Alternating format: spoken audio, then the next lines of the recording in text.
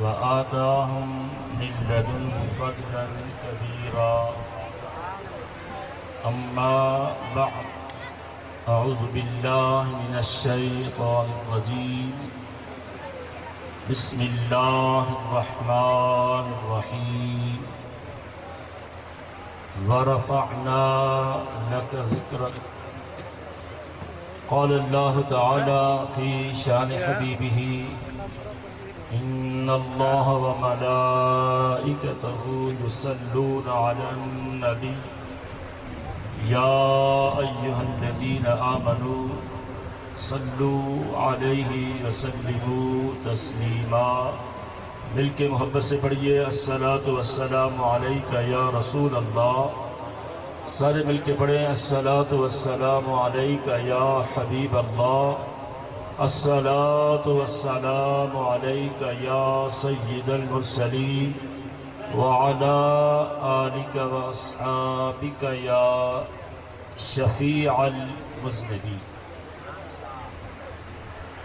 استاذ الحفاظ مجاہد اہل سنت حضرت علامہ مولانا قاری ریاض حسین صاحب دامت برکاتہم العالیہ، امام و خطیب چک حاضہ، میری جماعت کے جملہ علماء اہل سنت، عشاقان رسول، احباب ذی وقار، دوستان محترم، معزز مہمانان گرامی قدر، شہنشاہ نقابت ادیب اہل سنت جناب محترم محمد افتخار رضوی صاحب، جناب محترم مفتی صاحب تشریف فرما ہیں.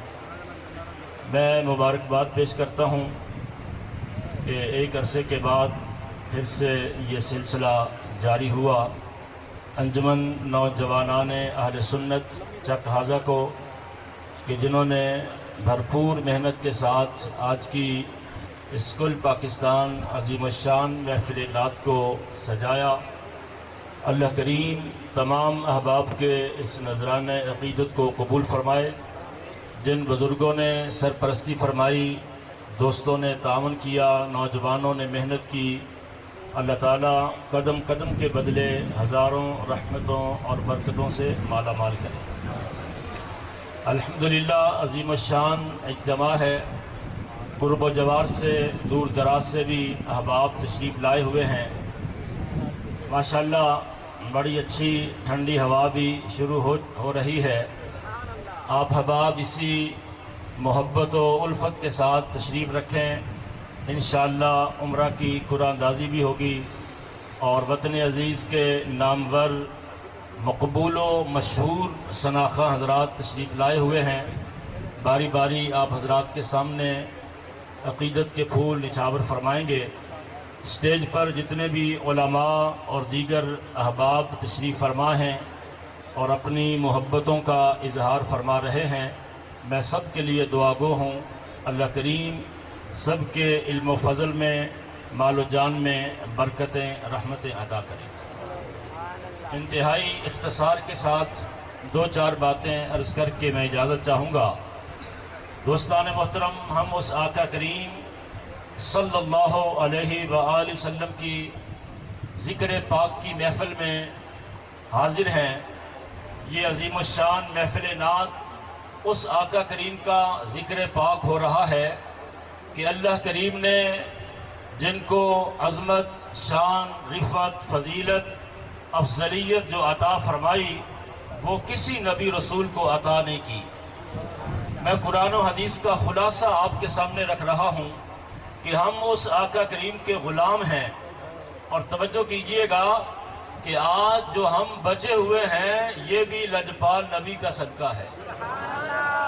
آپ جانتے ہیں پہلے لوگ گناہ کرتے ان کی شکلیں تبدیل ہو جاتی، گناہ کرتے ان کے ماتھوں پہ لکھا جاتا، غلطی کرتے ان کے گھر کے دروازوں پہ لکھا جاتا.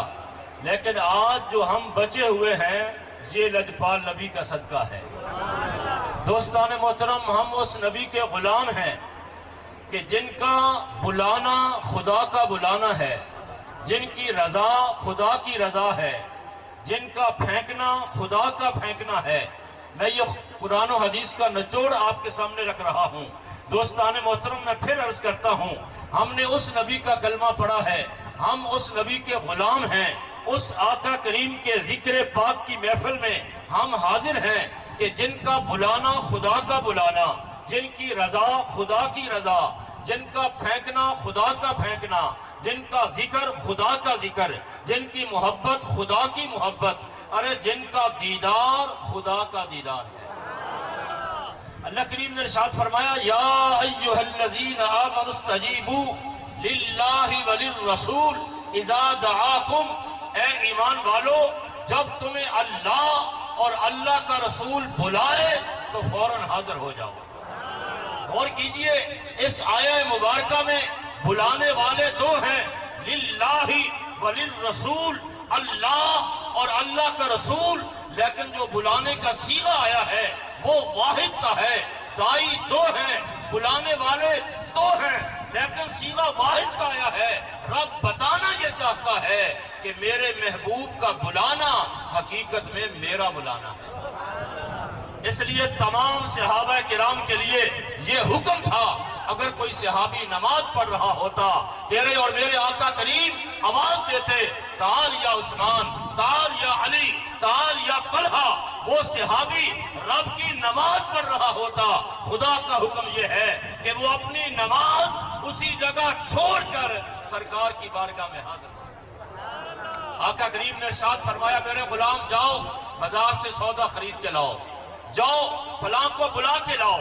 وہ صحابی رسول جس نے 2 رکعتیں پڑھی ہیں، 2 ابھی باقی ہیں، کعبے سے منہ پھر گیا، مدینے کے بازار میں جا رہا ہے، سودا خرید رہا ہے، غیر سے ہم کلام ہو رہا ہے، پورا مدینہ شہر گھوم آیا، جس چیز کا سرکار نے حکم دیا تھا لا کے پیش کر دی، عرض کی حضور اجازت، فرمایا جاؤ اجازت ہے۔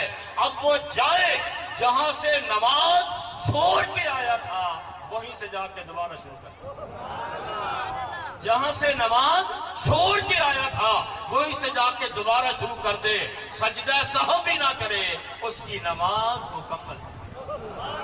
اس لیے کہ نماز اللہ کے ذکر میں مشغول ہونے کا نام ہے۔ توجہ کیجئے گا میں کیا کہہ رہا ہوں کہ نماز اللہ کے ذکر میں مشغول ہونے کا نام ہے، اور تیرے اور میرے آقا خود اللہ کا ذکر ہے۔ بولیے سرکار خود اللہ کا ذکر ہے۔ پہلے درجے میں اللہ نے اپنے ذکر کے ساتھ اپنے محبوب کے ذکر کو ملا دیا، اذا ذکرت ذکرت معی، محبوب جہاں میرا ذکر ہوگا وہاں ساتھ تیرا ذکر ہوگا۔ پھر دوسرے درجے میں رب نے محبوب کے ذکر کو اپنا ذکر بنا لیا، فرمایا جعلتک ذکرا من ذکری فمن ذکرک ذکرنی، اے محبوب تیرے ذکر کو اپنا ذکر بنا لیا ہے، جس نے تیرا ذکر کیا اس نے میرا ذکر کیا۔ اب کوئی ساری رات محفل ناز سجا کے بیٹھا رہے، کوئی ساری رات سرکار کی نعت پڑھتا رہے، کوئی ساری رات آقا کریم کا ذکر کرتا رہے، آپ پہ درود پڑھتا رہے، محمد محمد محمد کہتا رہے صلی اللہ علیہ وسلم، ساری رات رب کا ذکر حضور کا ذکر کرے، جب قیامت کے دن نامہ اعمال کھلے گا لکھا ہوگا کہ اللہ کا ذکر کرتا رہا۔ تو میں یہ عرض کر رہا تھا کہ رب نے اپنے محبوب کو، تیرے اور میرے آقا کریم خود اللہ کا ذکر ہے، فرمایا جعلتک ذکری، محبوب میں نے تجھے اپنا ذکر بنا لیا۔ بلکہ اس سے آگے آئیں، ایک مسئلہ بھی سن لیں، کوئی بندہ نماز پڑھ رہا ہو اسے سلام کرنا منع ہے، نمازی کو سلام نہیں کر سکتے۔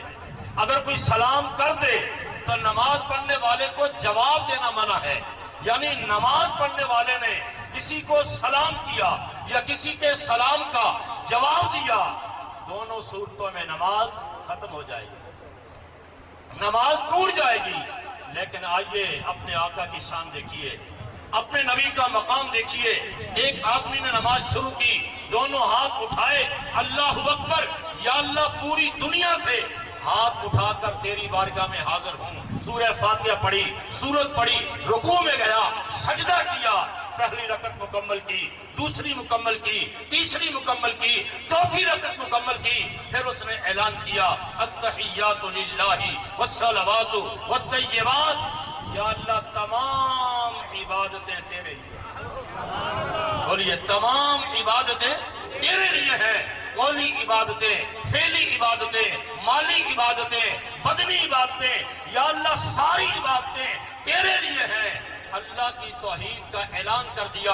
میں آپ کی توجہ چاہوں گا، جب نماز مکمل ہو گئی، میری بات پہ غور کرنا، جب نماز مکمل ہو گئی، اس لیے کہ اگر رکوع نہ کرتا نماز مکمل نہ ہوتی، اگر سجدہ نہ کرتا نماز مکمل نہ ہوتی، جب نماز مکمل ہو گئی رب کی توحید کا اعلان بھی کر دیا، اب رب نے فرمایا اے میرے بندے اب میرے محبوب کو سلام کر، ذرا کہیے سبحان اللہ، اے بندے اب میرے محبوب کو سلام کر۔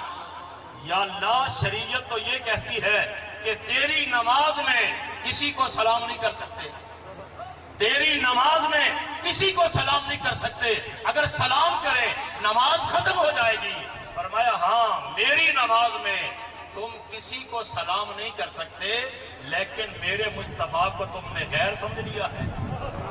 فرمایا میری نماز میں تم غیر کو سلام نہیں کر سکتے، لیکن سلام کرو۔ یا اللہ کس طرح کہیں؟ فرمایا اس طرح کہو السلام علیکہ ایھا النبی۔ بولیے پڑھتے کہ نہیں پڑھتے؟ جو بندہ ساری نماز پڑھ لے لیکن آقا کریم کی بارگاہ میں یہ سلام عرض نہ کرے، نماز اس کے منہ پہ ماری جائے گی۔ فرمایا اس طرح کہو السلام علیکہ ایھا النبی۔ تو نماز میں سرکار کی بارگاہ میں سلام کرنا واجب ہے۔ تو میں یہ عرض کر رہا تھا، پہلی آیت اور حدیث آپ کو بتائی کہ نبی کا بلانا خدا کا بلانا ہے۔ بولیے نبی کا بلانا خدا کا بلانا ہے۔ آئیے میں دوسری آیت پڑھتا ہوں، تیرے اور میرے آقا کی رضا یہ خدا کی رضا ہے۔ واللہ ورسولہ احق ان یرضوا۔ اللہ فرماتا ہے اللہ اور اس کا رسول حقدار ہے کہ اسے راضی کیا جائے۔ توجہ کیجئے، واللہ ورسولہ، دو کی بات ہو رہی ہے، اللہ اور اللہ کا رسول۔ جب دو کی بات ہو ضمیر تثنیہ کی آتی ہے، لیکن یہاں واحد کی ضمیر ہے، پیچھے دو کا ذکر ہے۔ مولا جب دو کی بات ہو ضمیر تثنیہ کی آتی ہے، لیکن یہاں واحد کی ضمیر لا کر رب نے یہ بتا دیا کہ میرے محبوب کی رضا یہ میری رضا ہے۔ اسی لیے ہمارے امام نے کہا خدا کی رضا چاہتے ہیں دو عالم، خدا چاہتا ہے رضائے، کہ سارا جہان، ساری کائنات، سارا عالم خدا کی رضا چاہتا ہے، لیکن خدا محبوب کی رضا چاہتا ہے۔ اس لیے فرمایا وَلَسَوْفَ يُعْطِيكَ رَبُّكَ فَتَرْضَىٰ، اے محبوب تیرا رب تجھے اتنا دے گا کہ تو راضی ہو جائے۔ اس لیے سرکار فرماتے ہیں قیامت والے دن رب نے مجھے اختیار دیا، توجہ کرنا، ہم کس نبی کے غلام ہیں، آقا کریم کو غلاموں سے کتنا پیار ہے، غلاموں کا کتنا خیال ہے، غلاموں کی کتنی فکر ہے۔ رب نے اختیار دیا، محبوب اگر تو چاہے آدھی امت کی بخشش لے لے، چاہے تو شفاعت لے لے، آدھی امت کی بخشش یا شفاعت۔ سرکار فرماتے ہیں میں نے شفاعت کو قبول کر لیا، میں نے شفاعت کو پسند کر لیا۔ عرض کیا گیا یا رسول اللہ صلی اللہ علیہ وسلم، حضور آدھی امت کی بخشش یہ بھی تو کوئی گھاٹے کا سودا نہیں تھا، آدھی امت بخشی جائے تھوڑی بات ہے۔ آقا کریم نے فرمایا، لجپال نبی نے فرمایا اگر میں یہ لے لیتا آدھی امت بخشی جاتی، میرا کوئی غلام پیچھے رہ جاتا، وہ مجھے صدا دیتا، مجھے آواز دیتا کہ حضور مجھ پر بھی نظر کرم فرمائے۔ فرمایا پھر میں کیا کرتا، میں نے شفاعت لے لی ہے اور رب نے مجھ سے وعدہ کیا ہے کہ اے محبوب تیرا رب تجھے اتنا دے گا کہ تو راضی ہو جائے گا۔ سرکار فرماتے ہیں جب تک میں اپنے سارے غلاموں کو بخشوا نہیں لوں گا میں راضی نہیں ہوں۔ اللہ اکبر۔ دوستان محترم، میں نقشہ کھینچتا ہوں قیامت کے دن نقشہ کیا ہوگا، آپ کا ایمان تازہ ہو جائے گا یہ بات سن کے۔ توجہ کرنا، سرکار غلاموں کو بخشوا رہے ہوں گے، غلاموں کو بخشوا رہے ہوں گے، کیونکہ بخاری شریف کی حدیث پاک ہے تیرے اور میرے آقا کریم قیامت کے دن سر سجدے میں رکھیں گے۔ اللہ فرمائے گا یا محمد ارفع رأسک سل تعطا واشفا تشفا. اللہ فرمائے گا محبوب سجدے سے سر اٹھا، مانگ، جو تو مانگے گا عطا کیا جائے گا. جس جس کے لیے تو سفارش کرتا جائے گا میں اس کو بخشتا جاؤں. اب غور کرنا، میں نقشہ کھینچ رہا ہوں. سرکار بخشوا رہے ہوں گے. چل جانے دو، میرا غلام ہے، میرا امتی، نعتیں پڑھتا تھا، میلاد مناتا تھا، یا رسول اللہ کے نعرے لگاتا تھا، میری آمد کی خوشی کا اظہار کرتا تھا. جانے دو، جانے دو، چل جانے دو، میرا غلام، میرا امتی حضور بخشوا رہے ہوں گے. ایک کونے میں کھڑا ہوگا ابلیس، شیطان، پیچھے کھڑی ہوگی اس کی اولاد. اب بات کو توجہ کرنا، میں ختم کر رہا ہوں. سرکار بخشوا رہے ہوں گے، میں وہ نقشہ کھینچ رہا ہوں. حدیث کی روشنی میں ابلیس کی اولاد کہے گی استاد جی تو کہتا تھا کوئی نہیں بخشوا سکتا، کوئی نہیں بخشوا سکتا، کوئی نہیں بخشوا سکتا.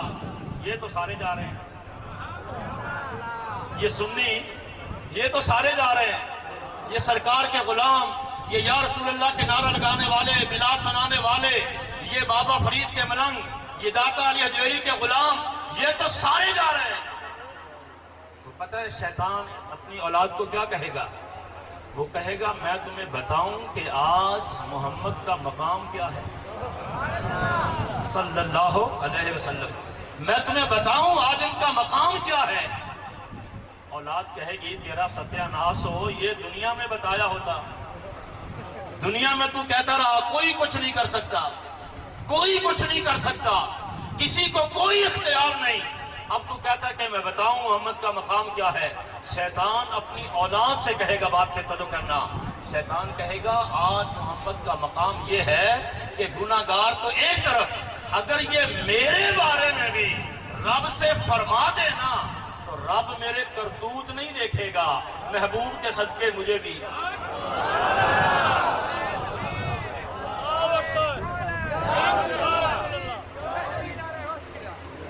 تو آئیے اس نبی کے پکے سچے سچے غلام بن جائیں جنہوں نے قیامت کے دن ہمیں بخشوانا ہے. اور یاد رکھیے گا اللہ آپ کو مدینہ شریف لے جائے، سنہری جالیوں پر آج بھی سرکار کا یہ فرمان لکھا ہوا ہے، شفاعتی لأہل الکبائر من امتی.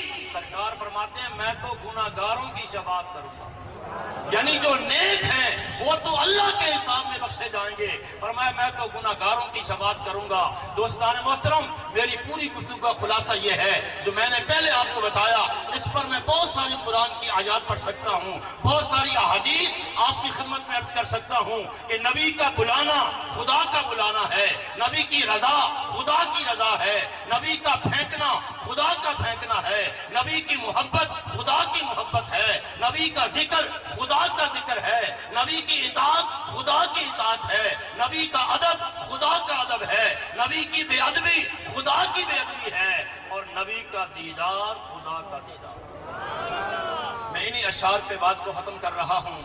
میرے آقا جس پر بھی نظر کرم فرماتے ہیں، آج بھی ان دو خوش نصیب بندوں پہ سرکار کی نگاہ کرم ہوگی کہ جن کو جناب عمرے کا ٹکٹ ملے گا. میرے آقا جس پر بھی نظر کرم فرماتے ہیں، فضل خدا سے ان کے دن پھر جاتے ہیں، فضل خدا سے ان کے دن پھر جاتے ہیں. اور میں پھر مبارکباد دیتا ہوں چک والوں کو، ان نوجوانوں کو. فرشی فرش پر بزم ناز سجاتے ہیں، فرشی فرش پر بزم ناز سجاتے ہیں، عرشی عرش پر نبی کے گیت گاتے ہیں. اور وہ میخوار نہیں جاتے میں خانے میں، دید کے جام جنہیں سرکار پلاتے ہیں، اور دنیا اس کے آگے پیچھے پھرتی ہے. یہ آپ دیکھ نہیں رہے، پھر رہے کہ نہیں پھر رہے؟ دنیا اس کے آگے پیچھے پھرتی ہے جس کو بھی سرکار اپنا بناتے ہیں. اور میں نے سنا ہے اکثر اللہ والوں سے مشکل میں جب یاد کرو وہ آتے ہیں، اور جو بھی سجاتے ہیں بزم درود و سلام کی. یہ تمام خوش نصیب بزرگ نوجوان دوست و احباب، یہ سارے چک والے انجمن نوجوانان اہل سنت جو بھی سجاتے ہیں بزم درود و سلام کی، میرے نبی ان کے خوابوں میں آتے ہیں. اللہ تعالیٰ میری حاضری قبول فرمائے. اللہ آپ سب کو سلامت رکھے. واہ جی واہ، زینت